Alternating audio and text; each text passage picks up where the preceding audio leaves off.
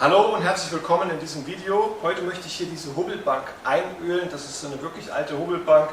Die hat schon gelitten in ihrem Leben, schon einiges hinter sich und die Oberfläche war ganz voller Farbe und Leimreste und so. Und das habe ich ja einmal schön abgeschliffen mit diesem Schwingschleifer, also geht wirklich sehr gut. Und dann ganz zum Schluss mit Körnung 120er, also ich habe mit 80er angefangen.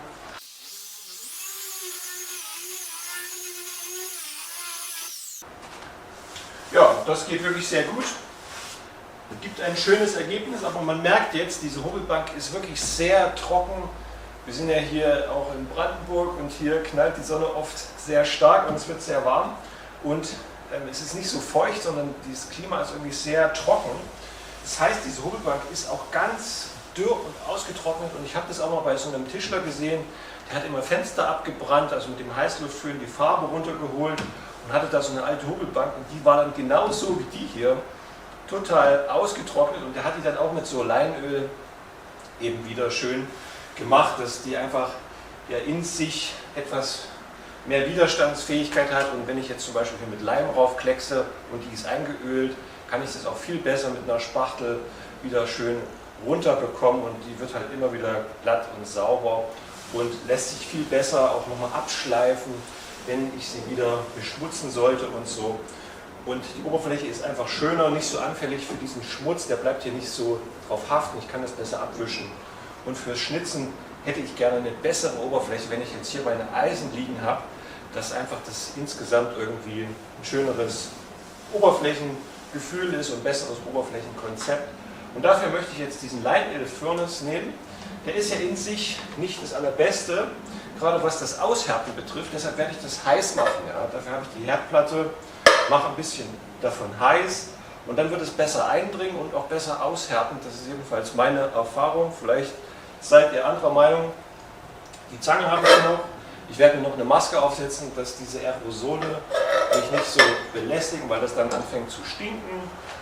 Ja, und halt nicht zu viel. Fenster, Tür ist auf.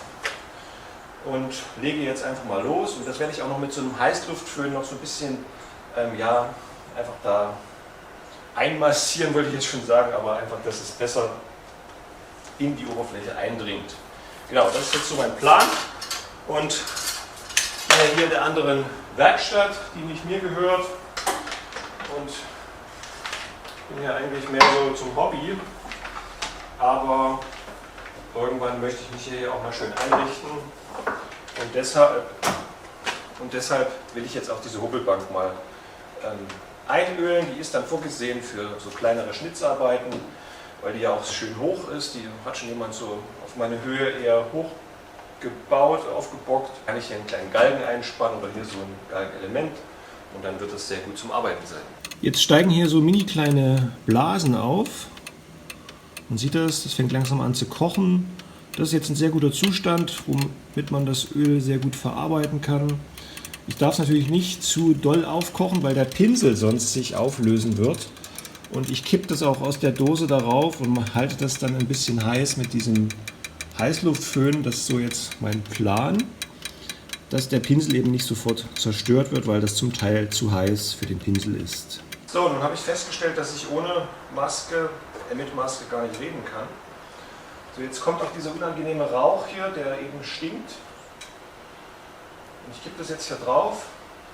Und man hört auch so ein bisschen so ein Zischen. Ja, das ist perfekt. Genauso habe ich mir das vorgestellt. Man muss halt echt saumäßig aufpassen, dass man sich nicht verbrennt. Und in dem Moment, wo ich es aufs Holz gebe, kühlt es natürlich schlagartig ab durch die Oberfläche des Holzes. Aber das Öl ist jetzt in sich, ändert irgendwie die Struktur oder die Oberflächenzusammensetzung und dadurch härtet es dann auch wesentlich besser aus als das unverarbeitete Leinöl Furnace. Ich darf es jetzt auch nicht zu dick machen.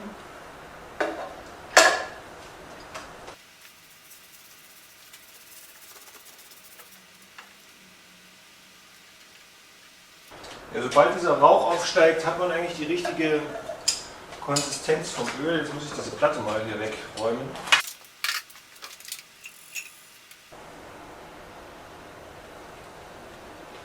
Man sieht auch jetzt hier den Rauch so aufsteigen und das ist, also es muss mindestens so sein.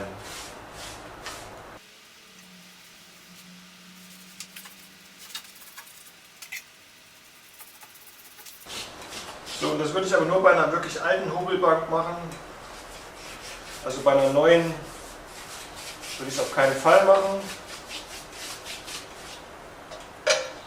Weil ich glaube, die neuen sind auch meistens lackiert. Es muss dann halt zu der Oberfläche passen.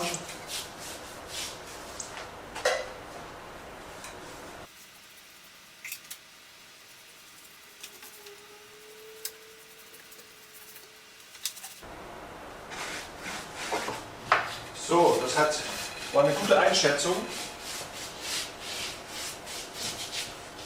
Noch ein klein wenig brauche ich. Das letzte bisschen Öl. Noch an all diese Stellen, wo nichts gekommen ist. Es muss halt wirklich so dünn sein. Jetzt muss ich halt doch mal mit dem Pinsel reingehen, auf die Gefahr hin, dass ich ihn dadurch zerstöre.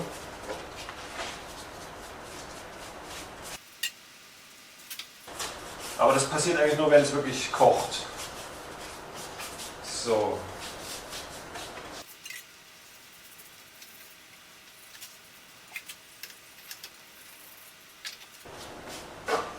Uns hat es auch mal so ein alter Lehrer empfohlen, so ein Schnitzer, das zu machen.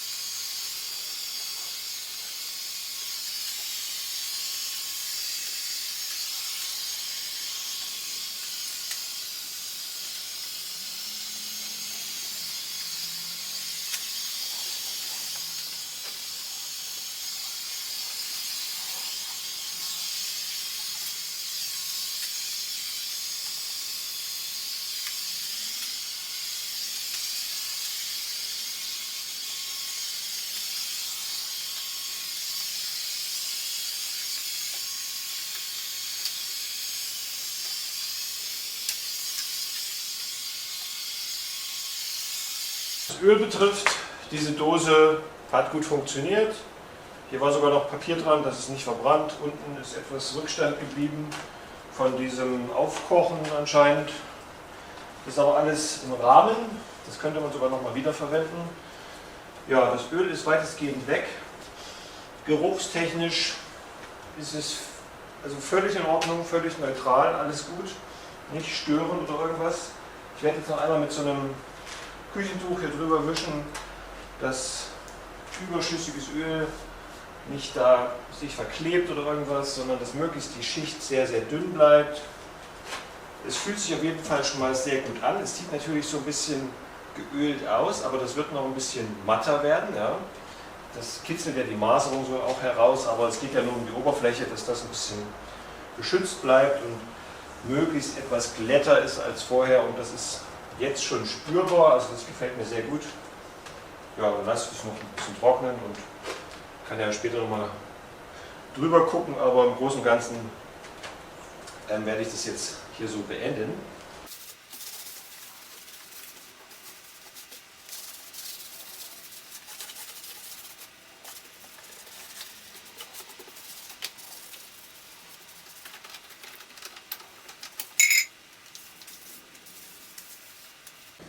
Das Ergebnis kann sich sehen lassen, wie ich finde. Sieht sehr schön aus. Für diese alte Hobelbank. Man sieht die Beine da unten noch. Das hatte jemand schon mal so hoch gemacht hier. Auch sehr toll. Und dieser Farbton hier passt jetzt auch wieder sehr gut zu dem neu geölten. Und wenn ich jetzt hier drüber greife, fühle ich, das ist ein sehr schönes, glattes Gefühl, und es ist auch nicht ölig oder so. Also wenn, dann überhaupt nur minimal, aber das ist jetzt ungefähr so eine Viertelstunde nach auftragen und das fühlt sich bereits sehr, sehr trocken an. Dadurch, dass ich das heiß gemacht habe, ist das eine ganz, ganz tolle Oberfläche. Zieht eben, wie gesagt, schön ein in diese alte Hobelbank. Also das kann man nur empfehlen. Das würde ich auf jeden Fall auch so nachmachen, wenn ich jetzt mal eine Empfehlung aussprechen darf. Und das ist alles auf Naturbasis natürlich und ja, fühlt sich sehr schön an und hinterlässt also nicht diese üblichen Ölspuren, wie man das so kennt, wenn man jetzt irgendwie geölt hat. Das ist irgendwie jetzt schon mehr abgeschlossen, die Oberfläche. Und das wird sich natürlich noch weiter verbessern, dass das dann richtig aushärtet, dadurch, dass ich es eben so heiß gemacht hatte. Okay, schönes Ergebnis. Dann wünsche ich euch viel Freude mit euren Anwendungsmöglichkeiten. So, das ist das Abschlussergebnis. Ich bin sehr zufrieden. Es sieht schön aus. Es fühlt sich bereits jetzt gut an. Ich werde es noch eine Weile trocknen lassen und dann halt ganz normal damit arbeiten und kann das ganz einfach wiederholen. Es ist wirklich sehr schön geworden. Wenn es mal nicht mehr so frisch sein sollte oder irgendwie wieder rau wird und trocken oder so, dann kann ich das ganz einfach wieder wiederholen. Wichtig ist, dieses Öl wirklich heiß zu machen, dass es besser eindringt in die alte Hobelbank, dass es tiefer reingeht, dass es schneller aushärtet, dass es auch wirklich aushärtet, ja, weil dieses Leinöl in sich nicht diese Härtefähigkeiten hat wie andere Öle. Und es ist aber besser für die alte Hobelbank, dieses heiße Leinöl zu nehmen, weil das tiefer reingeht. Dadurch wird es auch dünner, ja, dieses Öl geht besser rein, fühlt sich sehr gut an und ich würde sagen, das passt sehr gut zueinander. Ja, so eine alte schöne Hobelbank und schönes Leinöl, das ist doch einfach was gut zueinander harmoniert. Ja, wenn es dir gefallen hat, schalte gerne wieder ein. Ich freue mich, dass du dabei warst. Wenn du ähnliche Erfahrungen gemacht hast, schreib es gerne in die Kommentare oder wenn du noch Anregungen hast, würde ich das gerne lesen und auch die anderen Zuschauer natürlich. Und dann freue ich mich, wenn du wieder mit einschaltest. In diesem Sinne danke ich dir fürs Zuschauen. Bis zum Wiedersehen, euer Simeon Decker.